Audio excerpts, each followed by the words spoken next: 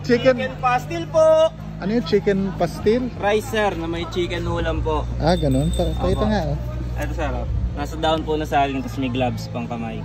Ah, magkano yung ganyan? 40 pesos po. Chicken pastil. Opo.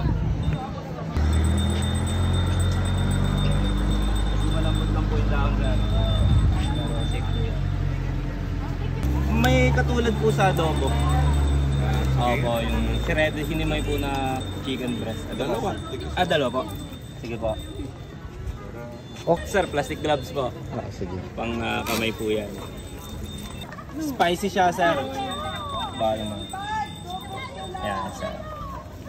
Oh, wow. Bali, ito pong ating chicken pastil. Nag-originate po siya sa Mindanao, sa mga taga Maranao po. Ah, ganun? Opo, dun po ang kanilang, dun po nag-originate itong chicken pastil. Dinala ko lang po dito yung recipe nila. Ayan po. Sir, kanin po siya na may shredded chicken, toppings po, ulam. Yan, spicy po siya. Opo, yun po yung luto sa kanya, chicken pastil. Good.